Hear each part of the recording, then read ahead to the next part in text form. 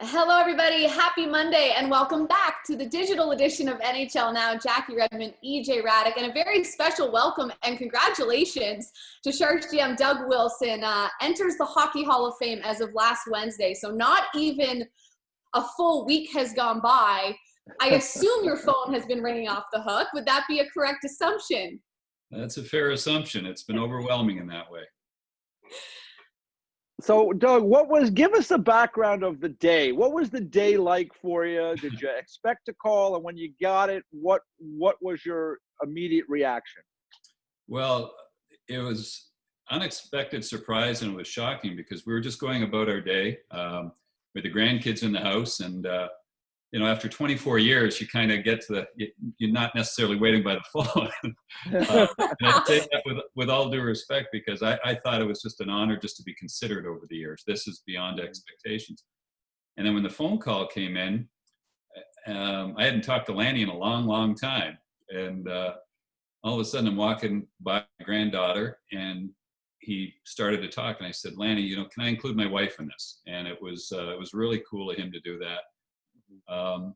We had all our other kids literally within 5 minutes of us. My youngest daughter is 7 months pregnant, so she was down staying with us. So it was a really special family moment that really triggered us into reflecting all the people that have been in our lives over the years and impacted us. So it was really cool. Well, obviously, Doug, you've had a lot of experience in your career, both as a player and now as a GM. How are you with speeches? I know the ceremony might look a little bit different this year, but where do we stand on your speech game? How's your speech game?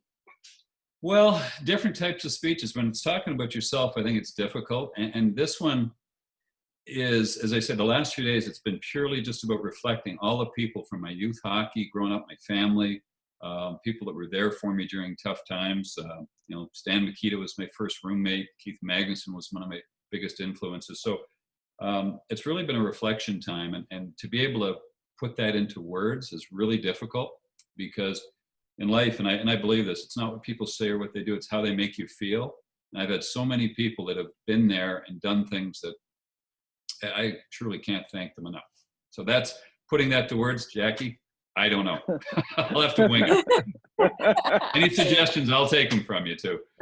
Hey, you mentioned Stan Mikita, your first roommate. I have to ask, what was that like? Because there's a legendary guy that you walk into a situation where now you're going to kind of be close with him. How was that for you? I mean, he became like my second father also for various reasons later in my life. But to go to Chicago as a 19 or 20-year-old kid, to check into the Bismarck Hotel and you look over and your roommate is Stan Mikita. I'm just, I hope he didn't think it was creepy, but I'm just staring at him the whole time. This can't be real. And, I was fortunate. My older brother is probably the best big brother you can ever have, who won 4 cups with Montreal. And he shared a lot of experiences with me. But the fact that I'm going to room with Stan Mikita all year, still to this day, I look back and I go, that's incredible. Did he ever cook for you? Some roommate intel here, who cooked, who cleaned, I mean, what was well, this was on the road, and this is at the hotel, but Stan Mikita never cooked his steaks. He ate the steak raw right out of the bag. So no, he never cooked for me. Wow. One roommate I did have, though, that did cook for me was Eddie Johnson. And EJ, okay. We came together, and he was a great cook. So I was fed much better by EJ than I was by Stan. Oh, boy. Well, us EJs, we do a lot of good things in the world, I think. Who knows? Hey, I got to ask you about, I heard you talking about the move to San Jose late in your career as a player and the impact on your family. Maybe you could kind of tell the viewers about that move for you, because it was certainly something that you really had to consider from a lot of different perspectives. Yeah, I was given the opportunity to pick where I wanted to go, and there was 3 or 4 teams we were looking at. And what was really exciting and challenging was to be in on the ground floor of something brand new, to be a pioneer and to go out there. And Mr. Gunn was so first class. Easy for me to do. I mean, we fly all the way across the country. My wife was from Chicago. Her family was there. My kids were all born there. We fly across to a place we've never been before. My children were 7, 5, 3, and 1. She had to come over and be the true pioneer. And I get to go on 20-game road trips with the Sharks, 20-day road trips. So it was a family commitment. It was one of the great decisions that when the opportunity came, and the organization, right from Mr. Gunn to Mr. Compton to Mr. Plattner, have just been so good to us. And but it was a big decision, and it was a family decision that I credit my wife for having the courage to do it.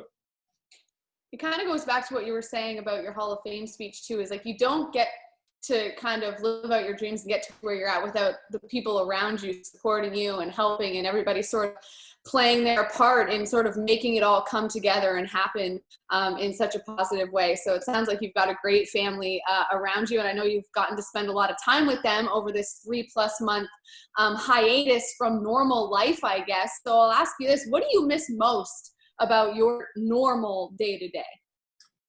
Just the routine of being with people, you know, that I've got an amazing staff with our hockey team and people that work in our office, and not being able to be with them. But I'm telling you, it's, I think we're all reflecting on what's important in life, which is family and health and taking care of each other. So it's, while it's been difficult and challenging, you know, you feel that the people who were there for me at certain times, how can we be there for other people? And we all in families have people that have pre-existing situations or health concerns. And it's truly look in the mirror and say, how can I help other people during this time? And in my life, I epitomize right from growing up people that stepped into my life for whatever reason. And during this time, if anything, you're even heightened about those things. So it's been an extremely reflective, gratifying, but how can you help time? Doug, when you think about your team, right? You're not in this group that's going to try to get on and be in the qualifying and then into the playoffs. So the Sharks will have stopped playing in early March. You may not play again into December, maybe later. What are your feelings about having your team away from competitive action for so long? Well, one, I wish we were in the mix, but we didn't perform. We didn't get into that position. So now you've got to utilize this time well. We've got 3 guys that really important players: Erik Karlsson, Tomas Hertl, Logan Couture, that all suffered injuries. So that extra time, I think, will help them. The key is to use this time well. We've got a lot of players who played a lot of hockey the last 4 or 5 years, so they can take this time and rest. The younger guys, you want to get stronger and be training them. So, we've only missed the playoffs one other time, I think, in 16, 17 years. And when we did that, we bounced back the following year. This is even more time. Our training staff, our scouts have been working their tails off. We've been living on Zoom calls trying to find solutions to those questions, EJ. Our strength and conditioning guys, trying to find out when to ramp up the training for people. I believe in our players. I think they'll all come back healthy and ready to go. It's just us planning out how to use that time and when to, up the cycle, I guess, to have them ready for an unknown timeline, which is the same for everybody. Well, I'll ask you one more. Should we get to this 2014 playoff format, hopefully in August, kind of knock on wood here, as kind of an outsider that's just going to be watching in, what do you expect this to be like with all of these qualifying rounds and round robins for the top seeds? Is it going to be pure chaos, or what do you think? I think it's going to be great hockey. I mean, there might be mistakes, there might be whatever, but I know, and I'm biased, I think hockey players are the best. They care about their game. They care about their team. They're going to come back, and it's going to be exciting to watch. I mean, you just knock on wood. You want everybody to be healthy and safe. And I'm proud of the league and proud of the Players Association, too, to make sure that's at the top of the calendar and the top of the action items. But, seeing hockey back, it's going to be interesting. It's going to be different. And hockey players are normally a creature of habit, so it's a different time of the year to be playing. But I think it's going to be exciting. It's going to make EJ's predictions tough when we finally get there, and he's got to go on record picking some of these teams. EJ, how are you going to do that? I'll do it like I always do, Jackie. I'll flip coins. You know that. You've seen me behind the scenes. Yeah. Once in a while, you do that. But, Doug, it's going to be fun. I think hockey fans are starved to see some competitive hockey. And if there's a safe and healthy way that we can make that happen, I think everyone's going to be really excited.